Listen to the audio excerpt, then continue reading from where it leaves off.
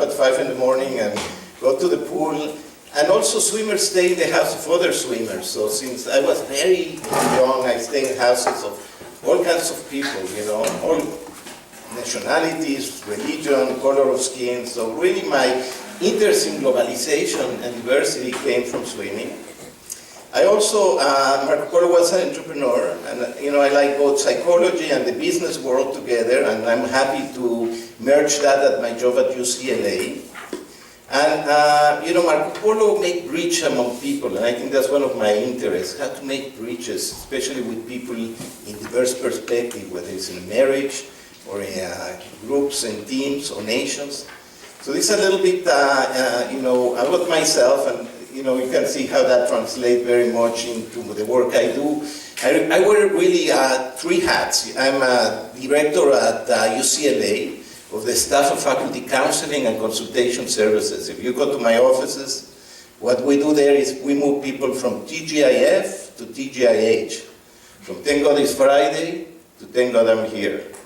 And that's very interesting because, you know, I don't know how is your organization, but UCLA, I sampled 512 people of our employees, including physicians. And I asked them, how many of you come to work 70% of the time with a sense of joy and excitement and inclusion? Any guesses? How many, which percentage come? 70%, not even 100%, with that spirit. What do you think? 30%. 30%. How about the rest? 50. So this is the optimistic side of the room, this is the pessimistic, and this is the realistic side of the room.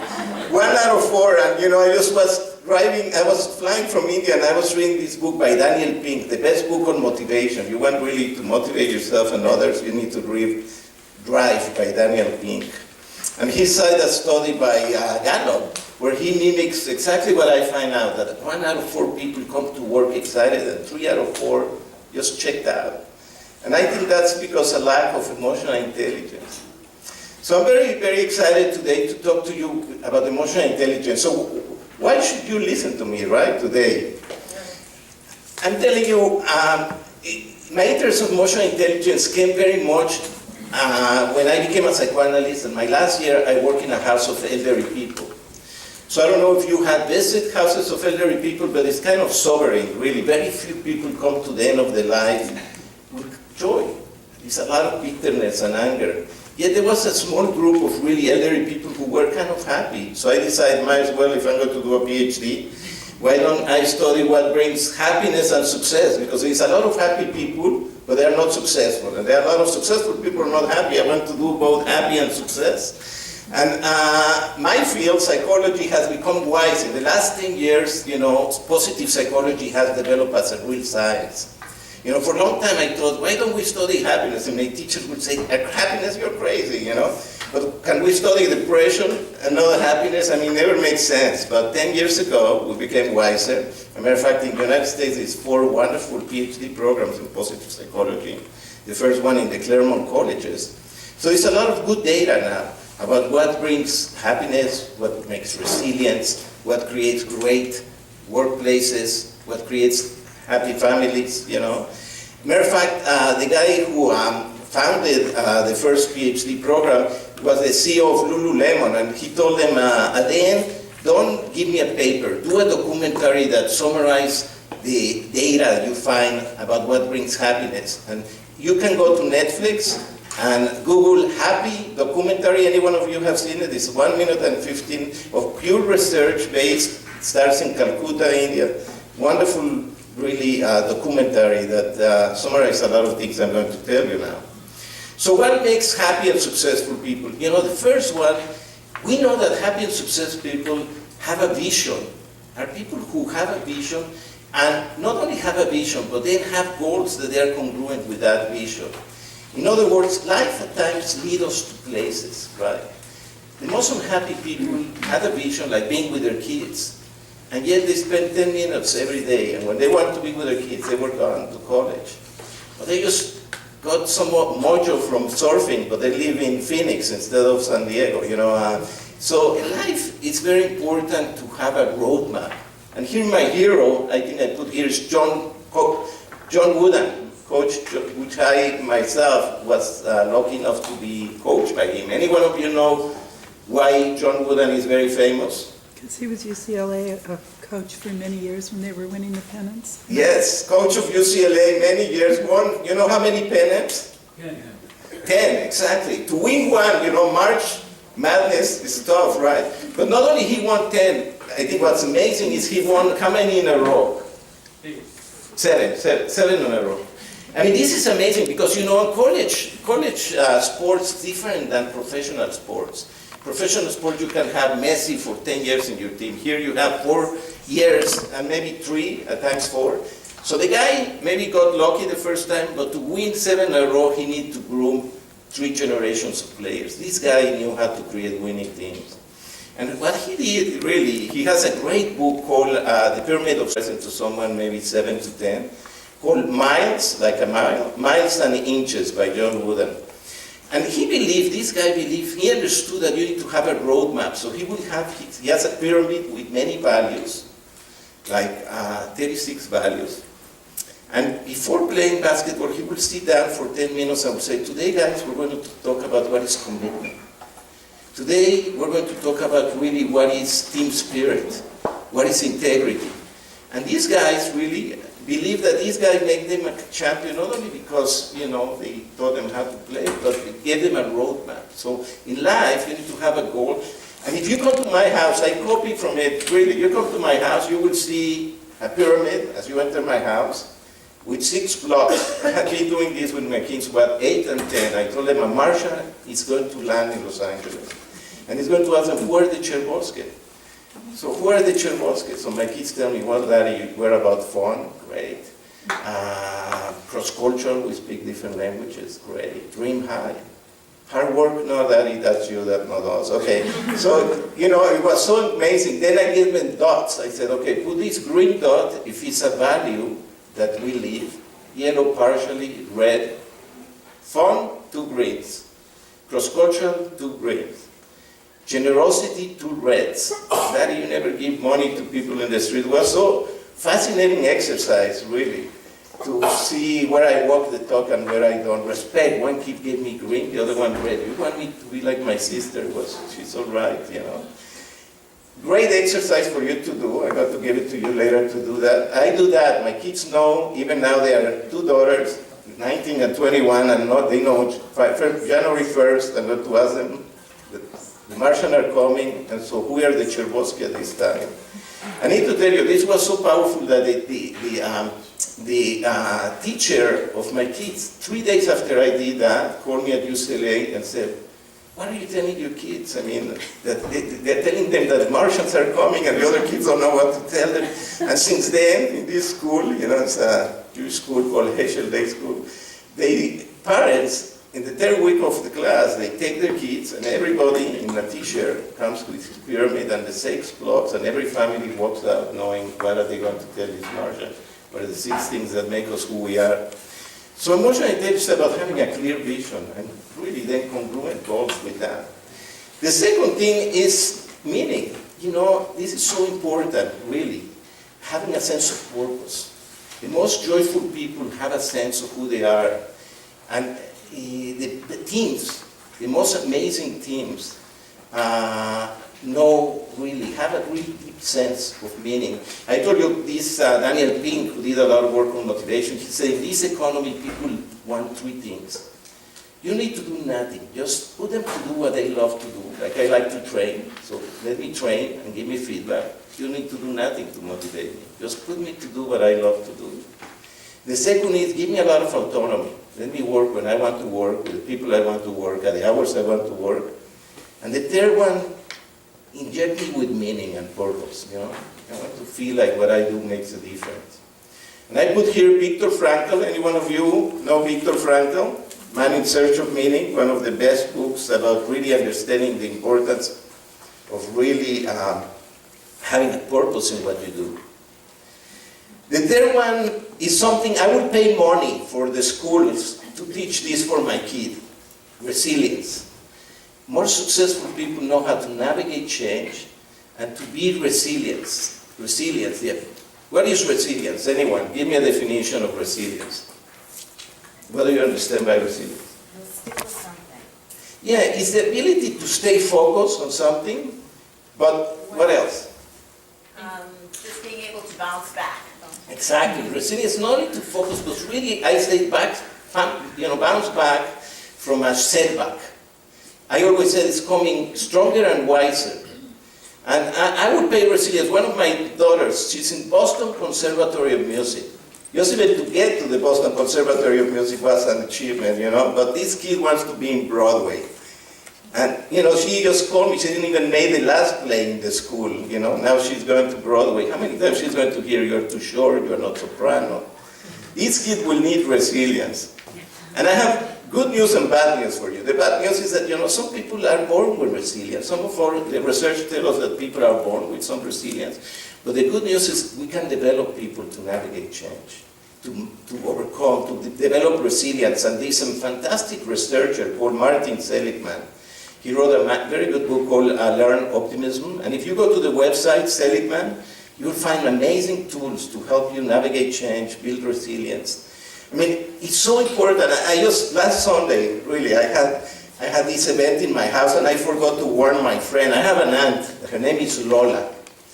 And if you sit next to Lola, she's definitely going to put you, she likes the new people she doesn't know, and that's it, she will corner you. And for the next hour and a half, she's trapped hearing from Lola how miserable her life is because Herbie left her for a younger nurse, and he's going to tell you how much money, the day, which words. The only problem is this happened like 28 years ago. I mean, how many of you have Lolas in your family? Really, and then, if you come, you meet my Uncle Victor. He was married to my Aunt Esther, 49 years of marriage, 49. They were my really model of romance because he's very grouchy, tough, my aunt very regal. And they have this amazing diversity marriage that works for them. And it really was always a way for me to see how you can still be romantic and be in love and be very different and have a good marriage. And my aunt died, really. It was very sad, died from cancer. And my uncle was very depressed. After 8 months, my cousin decided to send him on a cruise from San Pedro to Mexico. So we pick him up, and he walks hand by hand with this woman. We pick him up, not only we met this woman and married her in this cruise. We were like in shock.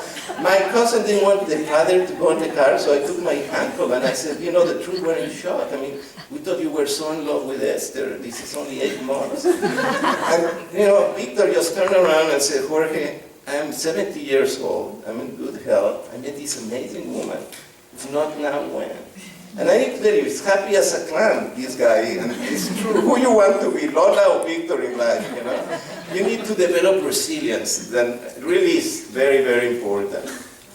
The fourth thing that I think is so related to where we are right now, the most curious people is, the most, successful people are very curious. I'm very lucky that, I'm a consultant for an organization called YPO, Young Presence Organization. For 20 years I had worked with the top CEOs in the world. And I always thought these guys have big egos, they have big companies. And one of the things that I learned the most and surprised me the most is how curious these guys are. They have this thing called a forum where they meet every month. And every month they need to talk about what's good in my life and what's not good. And they all the time ask him, give me feedback. What I'm not seeing in this situation. I don't agree with that, but tell me more. I don't know about your houses or your organizations, but in mine, I never hear, tell me more. I don't agree, this is interesting, But really, this is the second thing I would pay money. I would like my kids to be extremely curious, to really be open to learn. And here, matter of fact, my hero is a physicist called Richard Feynman. I don't know if any one of you know that name, Richard Feynman. This guy is, why do you know Richard Feynman? What about him? Yeah, this guy was the youngest scientist when they make the nuclear bomb. His peers were Einstein and Freiburg. But he's very famous because when the shuttle exploded, and they needed a scientist to really discover what happened that, that killed the astronauts. He was the one that really they brought. And he's an amazing guy, I went to see a play on his life, and his oncologist was there, and he said a story that blew my mind. He said that a month before he died, he asked his oncologist, so why this treatment is helping me? And the oncologist told him, I'm not a nuclear physicist, I'm just, treat your cancer. I really don't know, I know it's a protocol we use for this kind of cancer. 4 days after that, the guy calls him in the night, say, I need to have breakfast with you. He researched why the chemotherapy works or not, and was explaining to his physician, how does it work? And he has many books, but one of my favorites called The Pleasure of Finding Things Out. The Pleasure of Finding Things Out. And I love it because although it's about science, it's about how his dad really injected him with this spirit of curiosity. So I really believe you want to be successful, you need to inject an element of curiosity. And I think schools, that's what are all about, or should be all about the pleasure of finding things out. At times we forget that, we go so much into the grade, that really is the journey, is the discovery, that's so much part of what builds great, successful people. The last one that also is part of emotional intelligence that makes happy and success, and matter of fact, I'm going to save you 2 years of psychotherapy right now. Because my hero is Gottman. He teaches us how to connect and how to relate, because we're social animals, how to attach to people. Any one of you ever heard that name, Gottman? What do you know about Gottman? Emotional intelligence for children. He does a lot of work around that, but he's more a scientist that focus in, because I think you will think about Daniel Goleman. This is John Gottman. John Gottman is a guy that focuses on how we connect. And what are the things that enhance relationships, whether in a family or in a marriage or in a team, and what kills relationships. And this guy has a laboratory in Seattle. He's the biggest researcher in the world on families and couples, the biggest.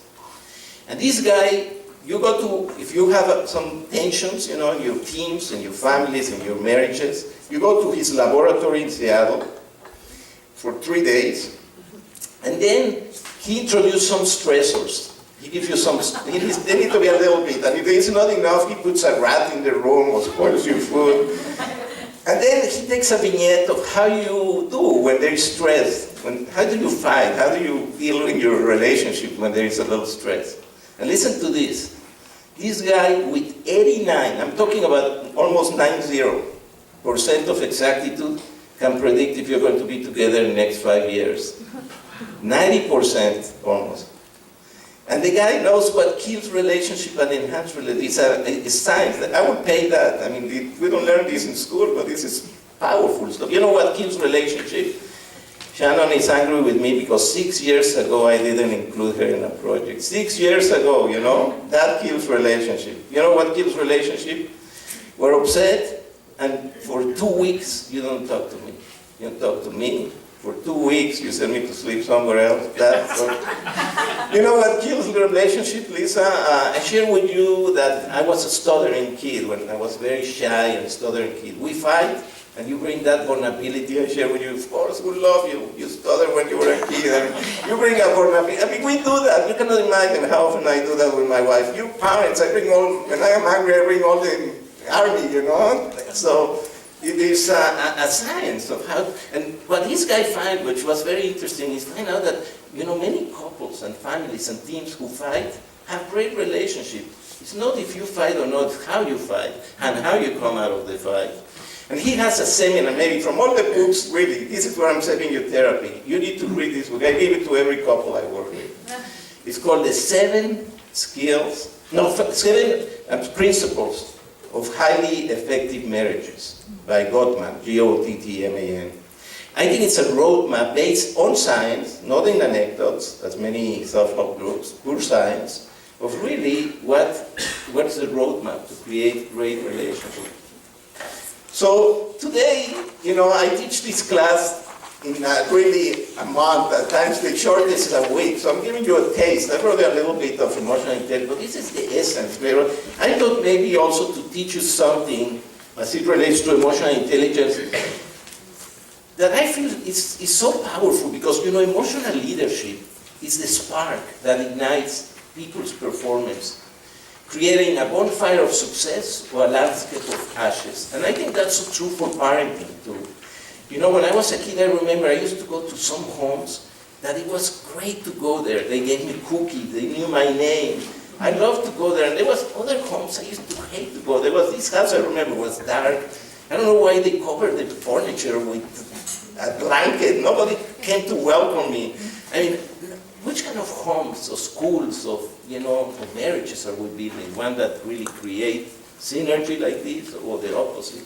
That's emotional intelligence leadership, And to do that, I also think that in your role as parents, parents are the kings of mojo.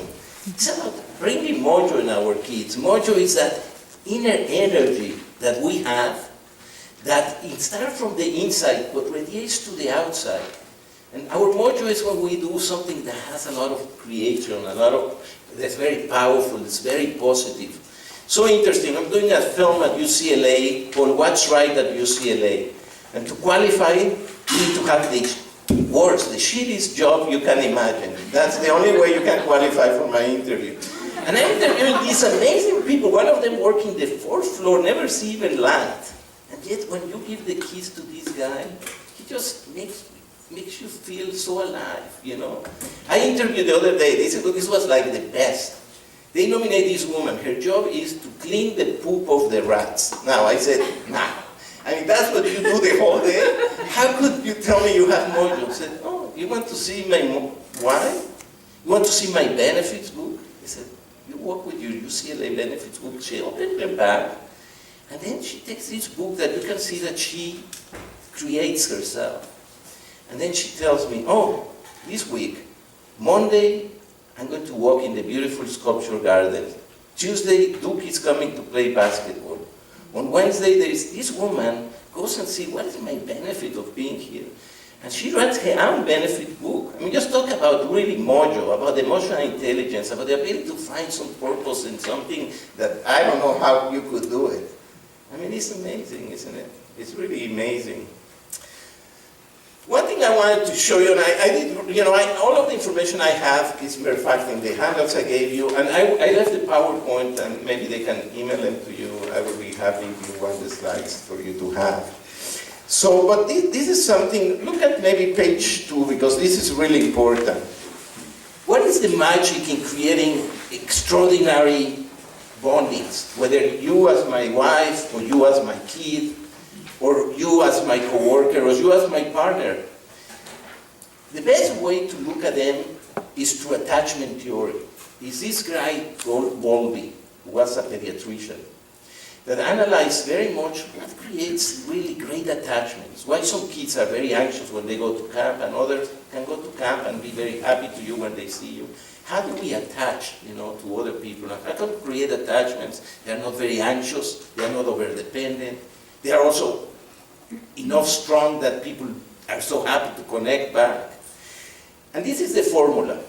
Really, and I'm telling you, this is the second part, how I'm going to save you a lot of money in therapy. Because next time you have a fight, it's not because you forgot to bring the supermarket, the soap, or forget the groom, the kid, or, it's about one of these 4 things. People need to feel first understood. Do you get me? Half of the people come to me, they sit down, and the first thing they say is, he doesn't get me, my boss doesn't get me, my spouse doesn't get me. I mean, we have this inner nature to feel like we get each other, that you really have the pulse of who I am. That you're empathic, attuned. Really, I was watching my wife yesterday, she wake up to me, Jorge, take the dogs outside. But they haven't even barked. 3 o'clock in the morning, they need water. I mean, how do you, these dogs will die with me along. But my wife is so attuned. She's so attuned because, I don't know how she does it. Even before they bark, they know what they want. I mean, think about attunement, about the ability to connect, to understand, to get people. She is amazing. Do you get me? The second thing that human beings need is we need to feel valued. Think about it. Look at your kids. Hey, mommy, I can dance. I can go on the bike. I mean, we were that. Everybody has a need to be valued. But one thing I learned, that it's not enough to value each kid or each person. We need to apply not the golden rule, but the platinum rule. The golden rule? Treat Others, the way you want to be treated. What is the best rule? The platinum rule. That's right, treat others the way they want to be treated, right? And, you know, really, I'm telling you, my wife is my best teacher, loves the Beatles. I bought her tickets to the Beatles. I thought she would be, I love Las Vegas. So I said, 3 days in Las Vegas. You got to see the Beatles first row. I said, Jorge, what a great present for you. You know, I hate Las Vegas. I don't like casinos. I don't like smoke. Take me to Ojai, and, you know, treat others the way they want to be treated, not the way you want to be treated. And so we need to value people. And really, one of the best books I read about that was 2 years ago, called The 5 Languages of Love. Any one of you have read that book? How many? I think it's a very good book because it helps us to understand that it doesn't matter to love another person. If I don't know fill your tank, if I don't do it your way. So we need to be attuned. Some people like words. We miss you. You look so handsome.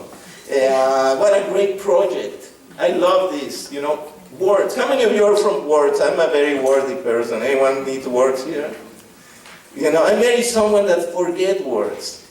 You know, I went my first trip after I got married, three days in India. No telephone, no emails.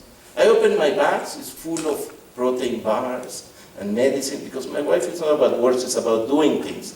Acts of service. I don't want protein bars, I want her to call me, right? But I'm telling you, my wife, I can tell her how pretty she is, everything doesn't matter. But the day I let her sleep, they pick up the kids, take them there. That night is going to be good. I mean, I know the formula. It's not what you say, it's how you behave, it's what you do. How many of you are acts, people acts here? It's not about what you do, you know. Others are quality time, you know. And my daughter, I learned that one of my daughters, that's her love language. When I take her, me alone, to the ballet, no one else. It's just all of us. You know, I have also a secretary. That's it. When I take her, I mentor her. Quality time, not me, you, and it's you and me. You know, quality time. For other people, little gifts, and not expensive things, flowers, a little card. You know, I'm really counseling this woman who, that's her love language, and married this guy who forgot to he forgot the present that he gave her last year and repeat the same present. And she married someone that for 7 days they celebrate her birthday, culminating to this huge explosion to a guy. And she feels so loved, and nothing has to do with love. Just this guy is not his love language, but for her it's everything.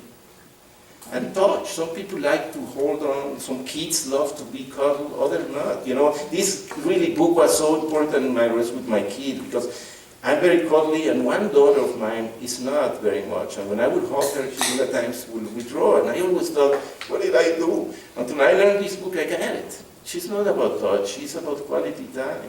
It really relieved my guilt. It was really, it's a wonderful book. We need to not only get people, we need to value them in their own language. And the third thing is, we need to, do I feel safe with you?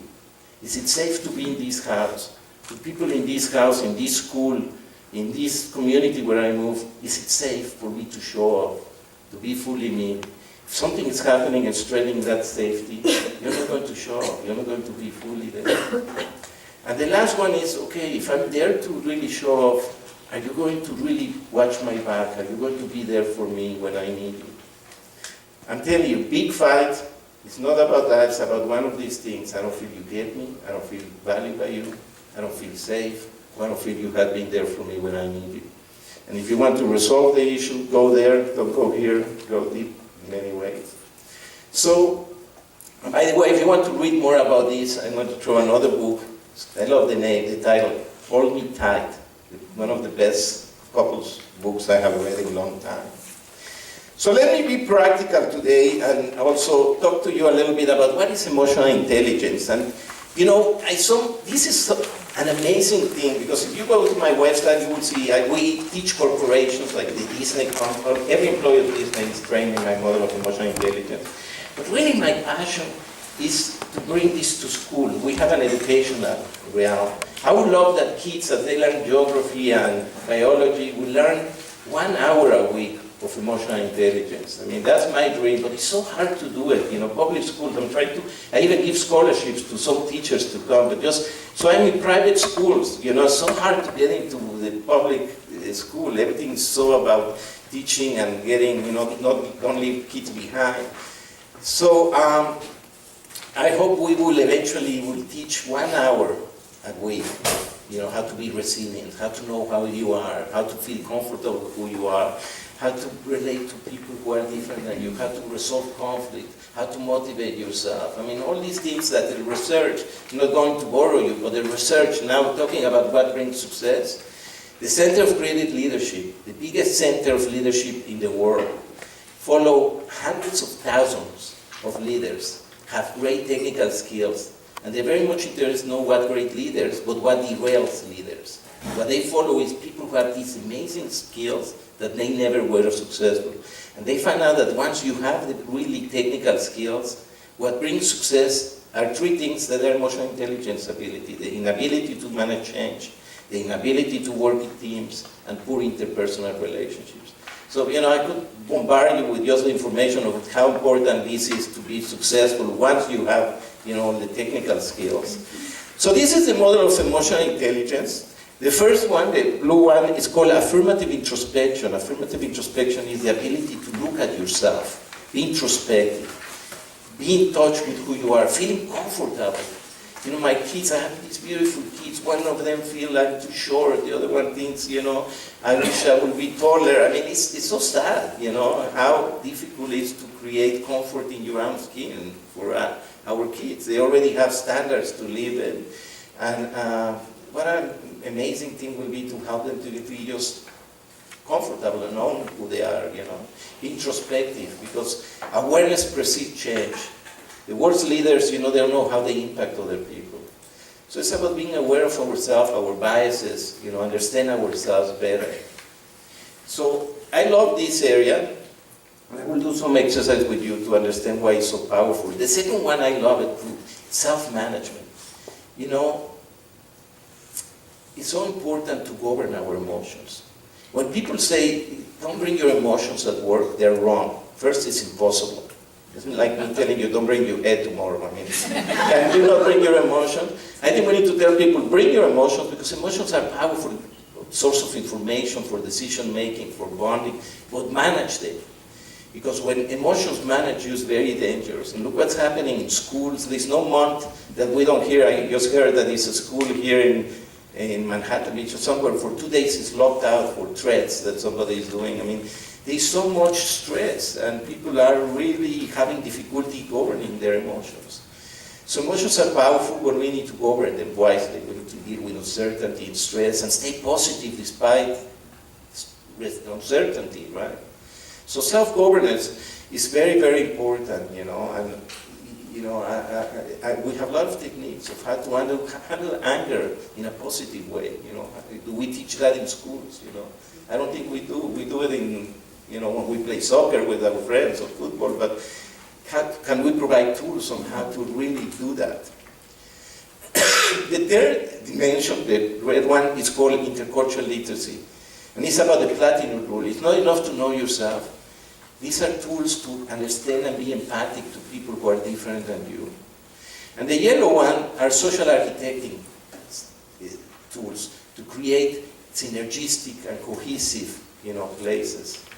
So, I just want to tell you, I brought you a quiz. If you go for a second just on page 7, you will be able to understand a little bit better what do I mean by these domains, So just, look at it. An affirmative introspection is about being clear about the values and principles that influence you, being comfortable with yourself, bring yourself to the family, predict the behaviors of people, hot buttons. I know what is my triggers. 12-step programs, that's what they do. They teach addicts to understand what is my hot button, what are triggers, so I don't act out, Self-governance, can I adapt to new ways of doing things? Can I manage discomfort, Can I de-escalate anger? How important is to learn that. Intercultural literacy, again, is about how empathic you are toward your family members, Can you find value in norms that are different than you? Do you treat others in the family the way they want to be treated or the way you want to be treated? And social architect, do you include all points of views of the members of your family? Do you adapt your communication style to be effective with other family members? Do you intentionally do something to create an environment of safety and trust and belonging? So this is what I call emotional intelligence in families, and the good news is that all this can be taught. Really, I'm very excited because I have 2 research projects I just complete at UCLA, where we train people for 6 months and we coach them one-to-one in 17 variables, and even cohort of 3, which was cohort of hell, where all the employees then want to come to be trained, but were mandated, even they change. So we know that you can change. So I'm going to give you a taste of how to build skills about that. And I think the first one I thought I will bring is one of my favorites, because it has to do to understand the personality of our kids, of our members of our families. Because you know what emotional intelligence is? It's being right and effective. I don't care how right you are. If in the process you alienate half of your family, if you arrive alone in the goal, you need to be right and effective. So ask yourself not only how right you are, but how effective you are in coming across to do that. So let me teach you a little bit, and let's maybe give you some tools in affirmative introspection. How many of you have taken a personality assessment tool? The Myers-Briggs type inventory? The Herman Brain Development Inventory? Good, because that's what I'm going to teach you. So no one of you have done that. I need to find a tool because I love the Myers-Briggs. Matter of fact, I'm an expert in personality assessment tools because they are so useful, really. I have been married for 29 years, and I'm telling you, before I got married, I went to the University of Judaism and I took this class called Make It Marriage Work. And the teacher called me and my wife and said, this is you, this is Kathy, I seldom do this, but I advise you against getting married. This is a true story.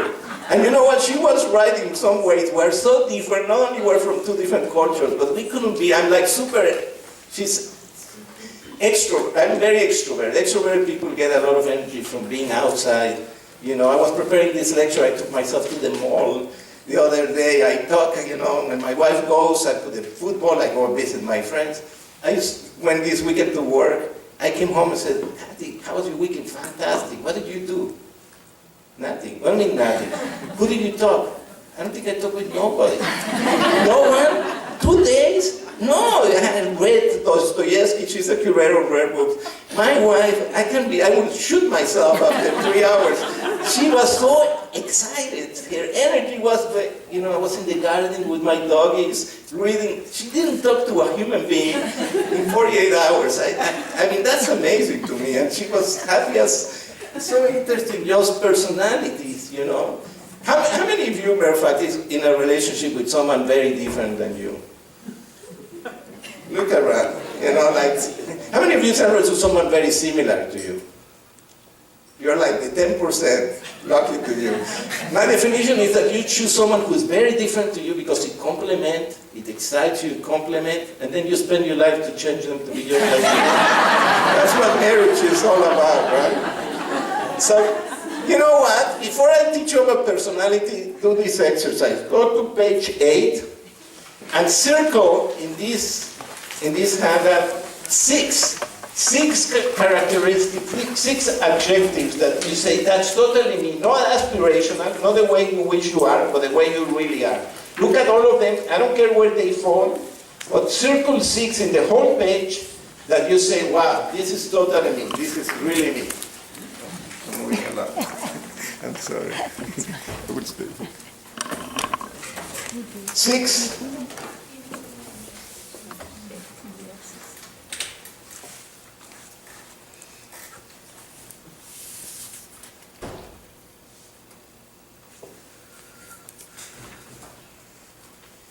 Don't copy your neighbor, huh? This is some people copying here.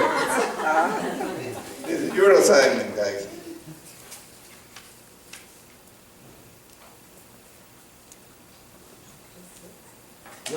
Just 6. And not the way you wish you are, the way you really are, okay?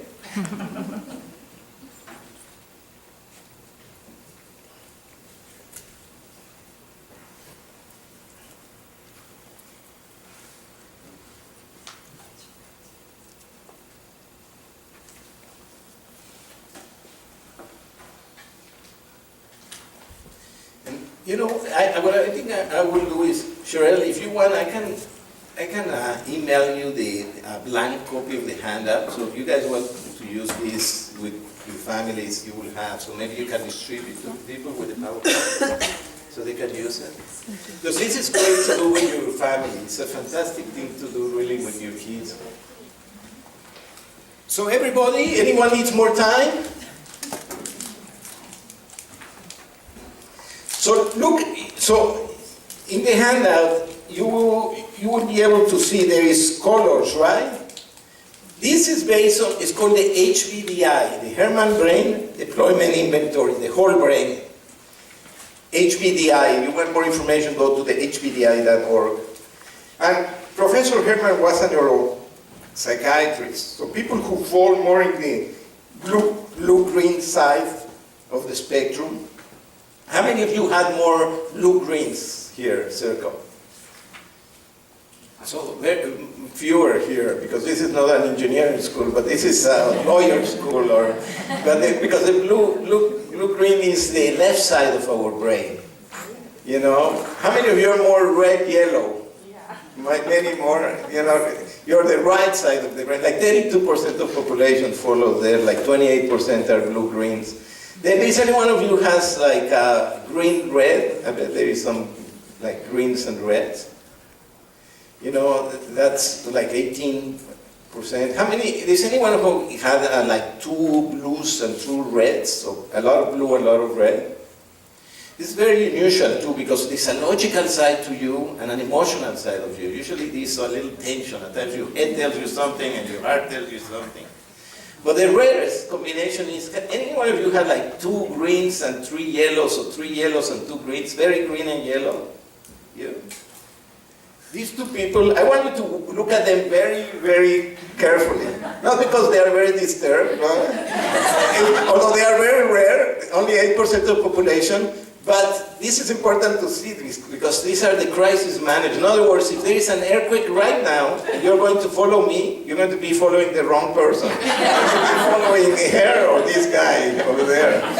You're good. Are you good at crisis manager? You should. How about you? Yeah. I will explain to you in a second what it is. So, as you can see, people who are in the blue is the logical, rational side of our brain. The green people are the organized, the planning side of our brain. The yellow is the big picture, creative side of our brain. And the red is the interpersonal side of our brain, right? So, matter of fact, I did research with watches. Who do you think like this watch? Which color? The blues love this watch. This one, yellow. The green people hate this watch. What time is it? 9:45, 9:46? This is the green, this is the practical. And the one that has red, you know, is Mickey Mouse, a picture of your kids, that's a red watch. So who are the blues here? There's some blues here. Who has 3 or more blues? Anyone? What are you blues? Read them to me. Critical, analytic, and logical. Yeah. Who else has, what are you blues? Analytical, direct, and problem solver. Who doesn't have blue, by the way? Don't worry, accept it. I hope that, by the way, nobody comes out of here thinking I have the wrong personality. All personalities are beautiful the way they are. But the blue is the logical, linear thinking, problem solving. It's so easy to find them. There are people who say, you know, you have a minute to tell me, this, not the whole enchilada, a minute, they're very patient. And what's my return on my investment? What will I get if the ROI, these are the blue people. You know them because they measure all the time. They're logical. They are very critical. They don't take things for granted. How do you know that? How about that? This doesn't sound good. It's good, every strength is great, but if you overdo any of your strengths, they lose their power. So you need to be sure that that critical side doesn't get overdue, because then it loses its power. But they are great people. You learn a lot. They challenge you in many ways. And they are problem solvers. This is so interesting because blues marry reds who are very emotional. So the red comes and, did I fight with my boss today? And the kids were terrible today and I don't know how to... And the blue person said, wait, did you do that? You're not listening to me. And it's because the Reds don't want to solve the problem, they want to talk about the problem. And the Blues want to solve the problem right away. They don't want to solve the problem later, but they want to talk. For them, it's the talking what is important, you know? So it's such a mismatch here in some ways. So you can see the Blues are great, they love to have arguments. And the very people who like harmony, you know, but they challenge, they have arguments. You know, they problem solve, they are very realistic. At times they are more emotional in some ways, you know. But I like the Blues because this is my cartoon of the Blues. It's a pleasure to go with them to the restaurant. They know what the world is black or white, you know, it's this way or the other, no? We want a beer, I don't know, yes, this is the blue, you know, knows how to define themselves. Green, who has 3 or more greens? Who is very green here? Give me some greens, shout. Organize. Discipline. Planning. Practical, structure, and functional. Yeah. Who doesn't have green, by the way, here? See, green people are very useful. They are really, as you can see, they are implementing, detail, planning, you know. They're easy to distinguish if you're very green. They love checkmark lists. They like to start things, end things, and that checkmark list, right? That checkmark list, they make them really happy, you know? They love one word, standard operating procedures. How we're going to operate here, you know? It's about planning. I'm like the worst presenter for the green. I told you, go to page 1, and now we'll go to page 6, and all the greens are saying, what happened to 2, 3, 4, and 5? They like things in order, you know, they want everything, you know, very, very traditional, very practical. Why are we changing this if this is working, you know? Why are we changing? These guys never would buy an iPad, you know, the telephone 6, let's those yellow, work the kings and then I buy one. I mean, they are much more traditional. You need to see my wife, I have 5, my wife has 5 greens, my honeymoon. 20 days in Europe. She knew where we're having breakfast. Breakfast, she had reservations. But for the first 3 days it was cool, you know. We had reservations, we have tickets.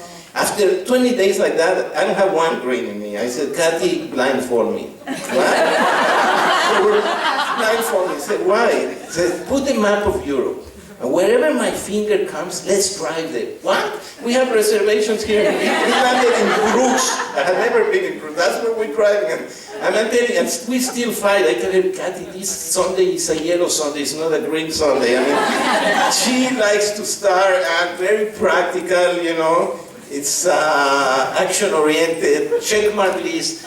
The green people, if they send you to supermarket, you always come with something wrong. This was not a McCormick. I mean, they are so perfectionistic. They usually do things very well that they don't delegate, you know. The details are very important. They're very neat. And I don't know what happened to our brains, but the kids, our kids, when they're like 5 years old, 6 years old, their brain becomes super green. How is my peanut butter sandwich coming? Are you using chunky peanut butter, right? I want it smooth. And make an open-faced sandwich, which don't put any jelly on it and anything, and use some normal bread. I don't like those weird bread. If you cut it diagonally, I like triangles better than rectangles. Make sure to cut it right. So it matches in your sandwich. Hey, this is a closed-faced, horizontally cut smooth peanut butter sandwich on wheat bread with jelly. Weren't you listening to me? Big reds. We have a lot of red here. Who has 4 reds? Who's super red here? There's so much red in this room. Give me reds. Throw me some.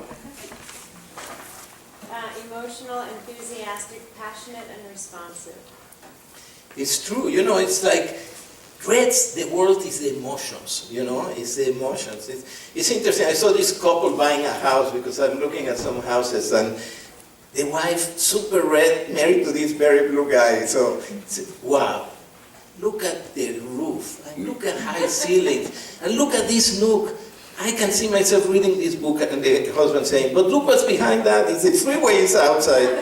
no, but look at the beautiful room. This house has 2 rooms. We want to have 6 kids. I mean, it was so interesting. And then I saw them coming after, because I was looking at that house, and they also were looking. And then I saw her saying, it's so good that you come, because you're right.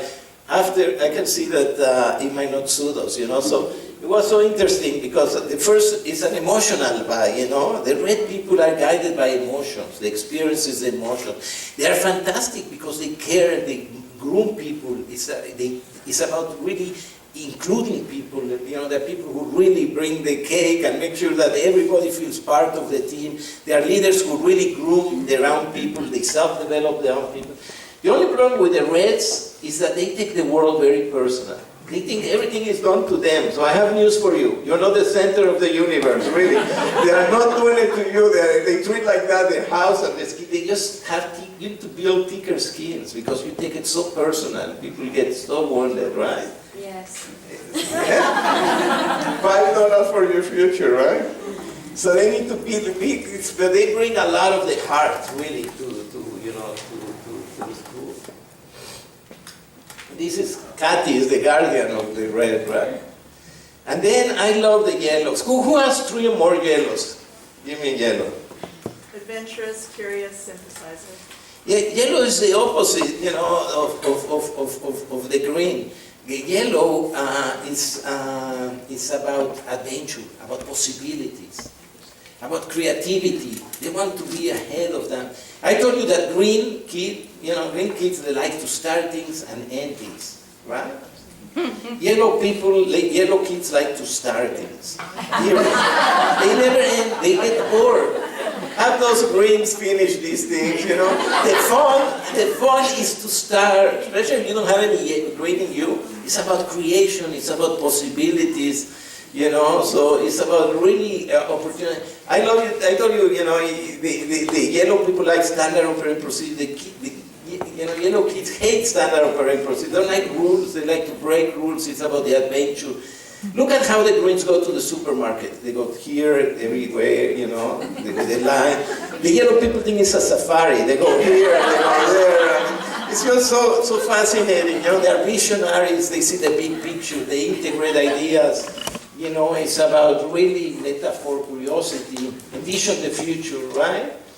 And it's so interesting because the kids, I have a kid of mine who is super yellow, creative, and I have another kid that's so green. Even green people, what you say is like a contract. The other day I took her, really on a Sunday, I come home and say, you lied to me, Daddy. I say, what do you mean I lied to you?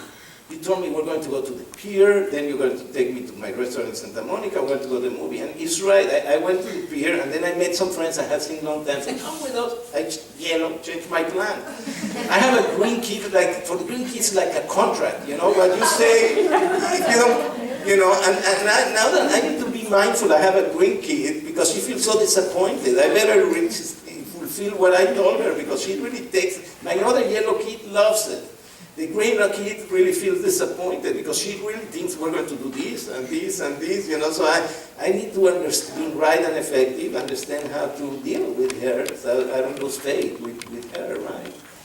So for the yellow, this is a great cartoon of green and yellow. The Calvin and Hobbes, the kid is very, very yellow. Hey, I got an idea for your story. No, I thought of a way I don't have to write one. Oh, no. Said, hop into the time machine, we'll just go a few hours into the future, we'll just finish my story by then, so we'll just pick it up and bring it back to the present. That way, I don't need to write one, right?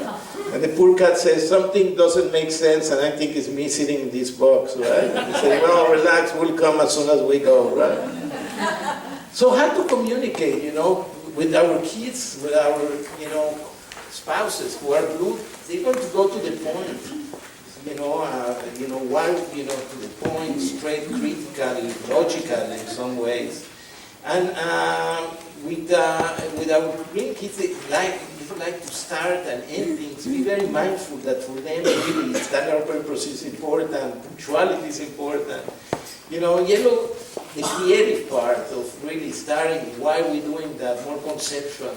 For our red kids, they feel, I have a kid who has 6 reds, really. She just called me, she feels so wounded about everything. I need to teach her to build a thicker skin. She's so red, which is what makes her so marvelous. But also, I need to help her suffer less and to take things a bit less personal, because really, you know, she gets so wounded. I mean, so we bring our strength, but we need to make sure our strengths, you know, we don't overdo them so they don't lose their power in many ways.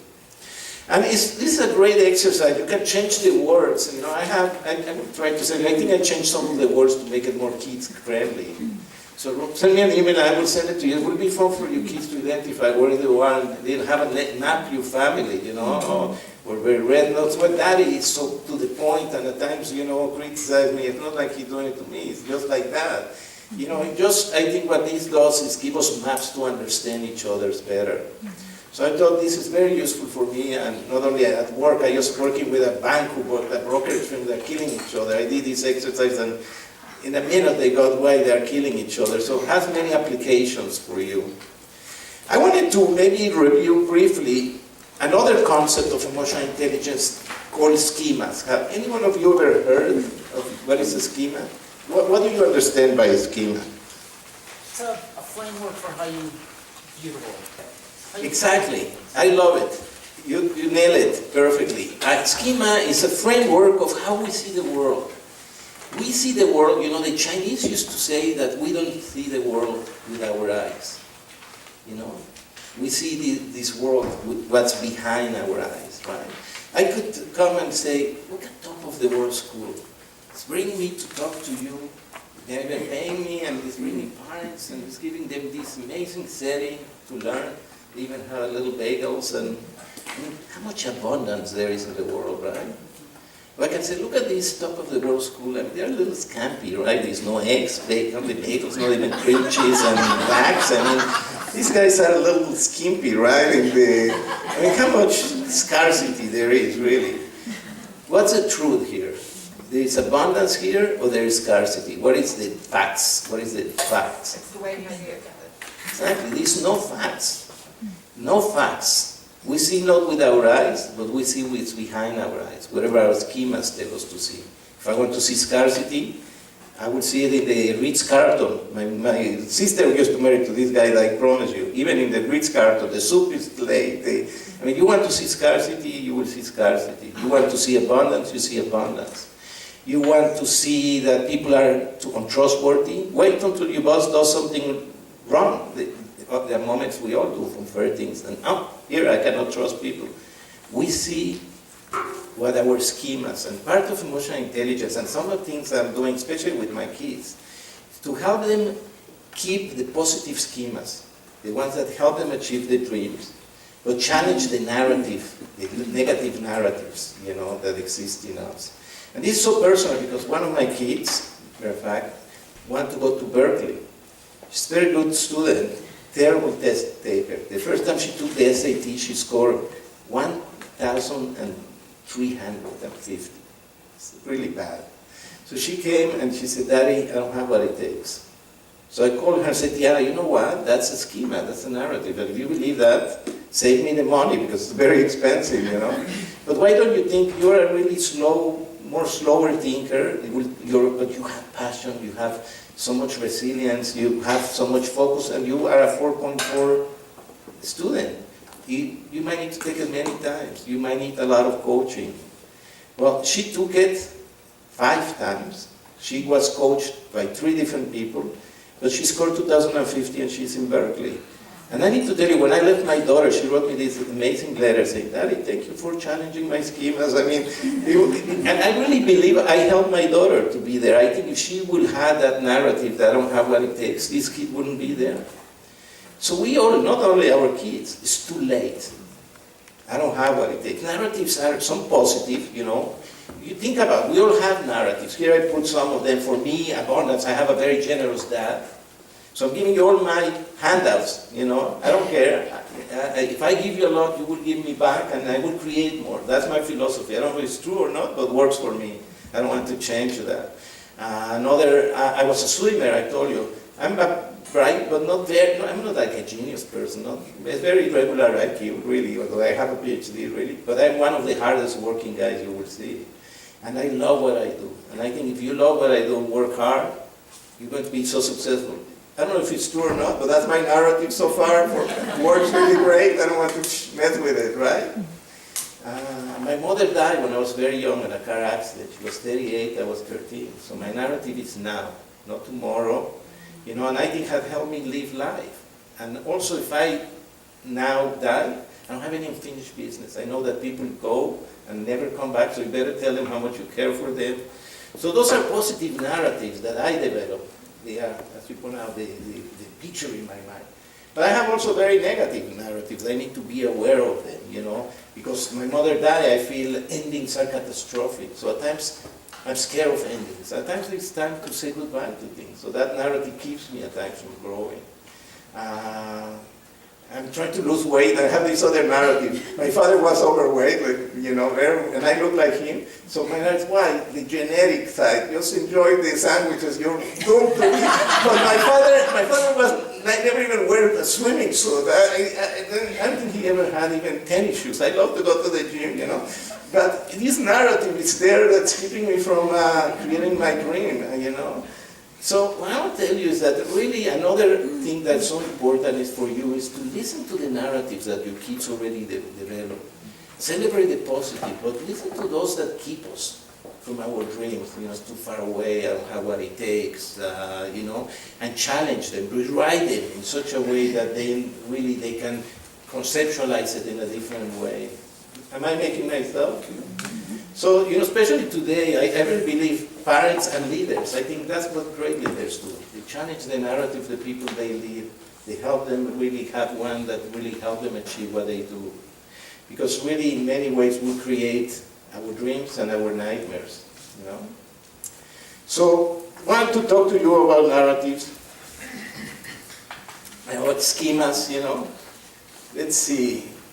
Let me talk a little bit about self-governance, because you remember I told you, I did bring you a list of what Gottman says that keeps relationship. I think it's very appropriate both with our kids as well as in our home. So go to page maybe 12. Go to page 12. Oh, is that right?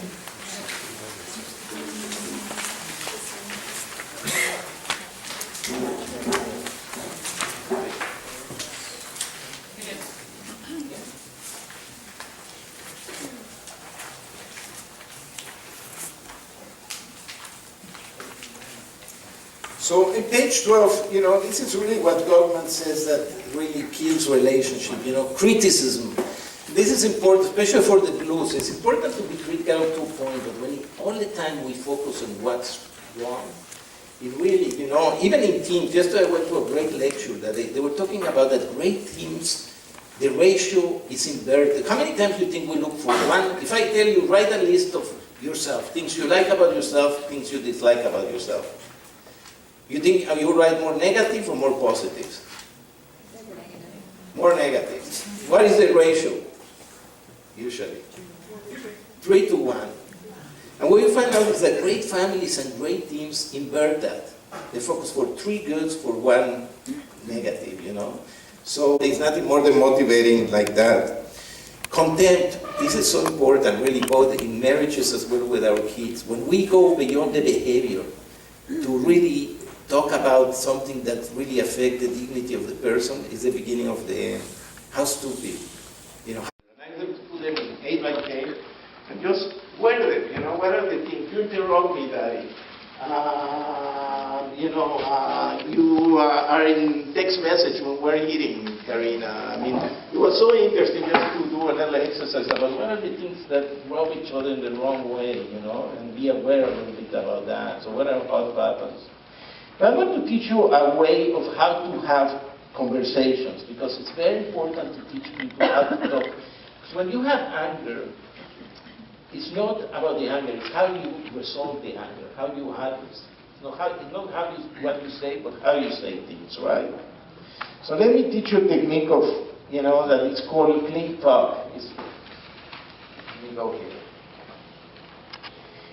It's called HM or Clean Talk, Heart of the Matter Conversation. You know one of the reasons why people don't listen to you when you want to address someone? Usually you don't. What is the first thing we do? When you already lost half of your audience, by putting the fingers. So this is, I think, in page 13. No, I'm sorry, 14. So I call it HM conversation because it's a heart of the matter conversation. So when you put the finger to the other person, you already lost half of the audience, right? So really, I statements are very important in dealing with it. And I think the first thing you can do is just point out the facts. This is what I observe, and this is what I really think about what I observe, and this is how that makes me feel. And this is what I need from you. So very simple. The facts, the assumptions, because why the assumptions? Often what you assume is what makes you more angry. We assume so many things in a second. And that's what really makes us angry. Not only that you broke an expectation I have, but the anger builds because I made an assumption about that, correct? So this is what, I see. This is what I think about what I see. This is what makes me feel. And this is what I need from you to feel. And we teach kids, and we teach adults, and we teach in the workplace people to address each other like that, saying, I want to talk to you. Lately, there is something. I just did that with my daughter in Berkeley. I call her, and every time when I call, and she has another call of a friend, she puts me on hold. It upsets me, really. So I told her, you put me on hold today, and I want to talk to you. The last 3 times we speak, the last 3 times we had a conversation, and you put me on hold because someone else called you. And I interpret that at times you're so, give so much importance to what your friends do, and you think I will be there for you. And it made me, the truth, it does make me disrespected. It makes me a little bit invisible because I make time to talk to you, and I'm also very busy, And what I need from you is that you honor when I call you and put everything aside. And if they call you, you call them back. That would mean a lot to me. So no, you are, or you are. This is what I observe. This is what I think what I observe. Really. It's so useful, I'm in a conflict with my daughter. I'm very traditional. So she has a very, long-lasting boyfriend. We're going to a wedding of my brother. She wants the boyfriend to stay in the hotel with her. Now I'm from Mexico. This is not happening. So we're fighting all the times. And we're in these conflicts. I said, you want me to go, to his family? They are very liberal. I said, no, I want to love the family, but it's not going to happen. So I said, when I see you really trying to push this view over and over, although I told you that doesn't work with me, I really interpret in some ways that you think my ideas are old-fashioned. And that I also interpret that you think you can dissuade me. It makes me feel bad because I do have very few clear values that I would like to, and what I need from you is that when you come here, because I know what happened in Boston, I'm not dumb, and whatever happened in Boston happened in Boston.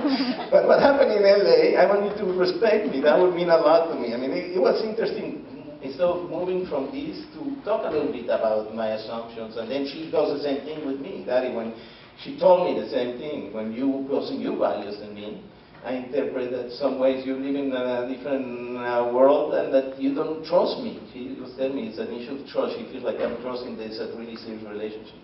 And I need you to trust me. It makes me feel, distant from you. And I need you to consider your position. So she came back with her own cleaned up with me. So what I want to tell you is, it would be great if we can teach this in schools. Instead of bullying kids, talk about, how we are angry. It is a technique. Emotional intelligence are skills. The skills how to address that and how to not maybe be emotionally hijacked about that. I'm aware of time, and I want to do one more exercise before I open it, just for you to ask me some questions. And I brought you, go to page 15, because I think I wanted to end with really the social architecting exercise that I mentioned to you. I think it's so important. Oops. Sorry. It's this one. I really believe that one of the best things you could do really is to, as social architect, create the environment you want to be. So I brought you a pyramid of sex. This is just an example of different families, though I want to break confidentiality. So I give you an idea of just some things that people, I just worked with a family. We did a retreat. It was great. 3 generations went to San Francisco, and they wanted to really work on the communication and create an agreement of who they are and how to behave with each other. So I did this with them. What is really the things that need to happen in our relationship? I did that with the spouses, and I did that with the kids, So in this family, they want no name calling. There was a lot of name calling in that family, so we established that as a more display of affection one kid wanted, Quality time alone, the mother wanted that, Communication, dialogue, getting along. One of the kids says, we need to keep the spark. Maybe we're going to the same restaurants, the same vacation spots, It was so interesting. Another kid said, let's meditate together. Everybody thought, that sounds like a really great idea. If we do this, it would be a wonderful thing. The spouse wants to travel with and without the kids, right? And at times the family and the kids mention, the parents at times when they fight in front of them. So we come to an agreement, no shouting, especially in front of the kids, no hitting below the bed. The kids felt that the parents make all the decisions and don't have any part in any decision making. They were decorating the house. They felt the house is my parents' house, but I don't see myself at all in this house. So that was interesting, A more expression of gratitude and values. This is just the pyramid that they create after spending, an hour of talking a little bit of what is the desired family, And I thought, and I wondered, take some minutes to think about it. What would you write in yours? Maybe 2 or 3 minutes. If I ask you, what do you think would be the ideal marriage, the ideal family, that you say, wow, if these things happen, my marriage, my family life would be extraordinary in the next 2 years. What are some things you want? Spend some time just adding a little bit.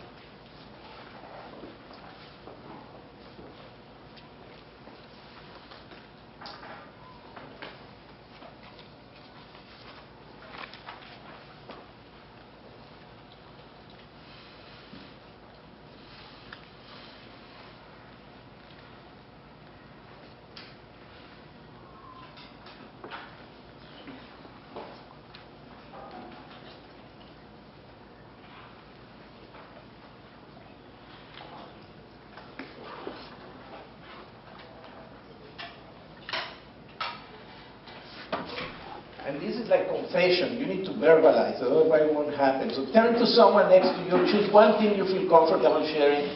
Or is 1 or 2 things that you want in your family, in your marriage, that will make the most extraordinary experience. Take a minute to share with someone. It's important to verbalize it. What's one thing you'd like to have more in your family? What's one thing you'd like to have more of in your family? Talks about what is emotional intelligence, But what I try to tell you is emotional intelligence is about being right and effective, right? I link it to really characteristics of really success, what the research shows that are happy and successful individuals, which is what really is all about, teaching people to have a vision for who they are. That's what really schools should do, and help us achieve goals in moving in that direction. And really space for a great curiosity and learning, a fantastic place to know how to communicate and communicate with people very different and resolve conflicts and know how to attach. It's, emotional intelligence and diverse people are resilient. And the skill of knowing how to manage changes through our life and navigate and stay optimistic and positive and resilient and manage our stress so we can go where we want to go. Place to really identify the meaning. Those are important characteristics that makes very successful, and intelligent and happy individuals. Then I talked to you a little bit how to attach. How important is really to create an atmosphere, whether it's at home or school or at work, where people feel you get them, you value them, there's safety for them to be fully there, and we're there for them when they need it. This is the core of really attachment. I talked to you also a little bit about The practical side of really emotional intelligence, I told you that's the characteristics about affirmative introspection, about self-awareness. And in that, I gave you some tools. We talk a little bit about the HBDR, the Human Brain Development Inventory, just as a way to understand yourself, understanding people are different than you. And then understanding narratives. I teach a whole class in the Anderson School just in teaching people the power of our own narratives, our schemas. I want to introduce that for you because I think parents are the guardians of those, the ones that really help us, especially those schemas that bring anxiety and fear of failure. You can do something to help them rewrite it in such a way that they won't take such a toll. So intercultural literacy is not only about knowing me, but knowing people. I talked to you about the platinum group, the importance of valuing people, not only the way they want, but the way they want. And so I taught you a little bit about the 5 languages of love as an important tool to show how we can teach intercultural literacy skills. We talk a little bit about self-governance in the sense that it's not only what kills an enhanced relationship, but how important is really to know how to govern these conflicts and to know how to communicate, how to repair. So we need to have a lot of really both architectural skills as well as self-governance skills. And I ended with a social architecting skill to help you see how we can be more intentional building marriages and the family we want. For me, a good story that shows what emotional intelligence is, it's a Hasidic story that tells what's the difference between hell and heaven. And by the way, hell is a room like this, if you don't know, with people just like you, look like that, sitting in the same place, with your chairs and tables like here. And the only problem is that chairs are stuck to the ground and your butt is stuck to the chair and you have a huge spoon, larger than your arm, and you try to feed yourself, but you can't. That's hell. Heaven is the same thing. It's people like you in a room like that, the same chairs stuck to the ground, the butt to the chair, the same spoons you have. But in heaven, people understand they cannot feed themselves. So you feed him, and you feed her, and he feeds her. And I love that story because really we're good at making hell for each other. But I think we're very good at making heaven for each other. And I really believe in the world in which we live, where there is so much more dogma. Really these skills of really trying to be empathic, to understand, to govern our emotions will dictate a lot of our survival. How good are we in our emotional intelligence, in transcend that, in not be very reactive, in building bridges, So I'm going to open up for questions, but I want to thank you so much for inviting me and building emotional intelligence yourself and your kids. Thank you.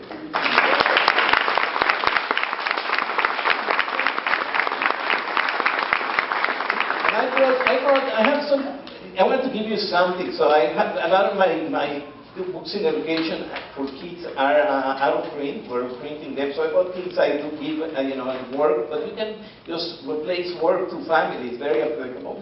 So I brought 3 textbooks. For those of you who will be serious and will read a textbook, you can take a textbook. Those who want self-governance, that want to do more about change, about really how to shape your thinking, take the green. And one who wants maybe and expose yourself to a little bit of the 4 concepts, take this one, one of these. Take one of them. I brought some. I have a little bit more of these in my car if we run out of them. There's any questions before, we go? Yeah. I just have a question. What was the resolution between your daughter and you with the boyfriend and the boss? Explain her point of view and yours. Yeah. You know what? It's so interesting you say that. We came to a compromise. I told her when she comes here, it's not so much an old-fashioned. I'm an old romantic guy, and I want, they're like 22, like an old married couple. So I wanted to be more excited about this, So we decided that what she does there outside, when she comes to the house, she's going to obey more. But the next move, she's going to go to New York when she finishes, and she wants to live with him. And I think it would be a good idea. It's 3 years they have been together, so that's a compromise,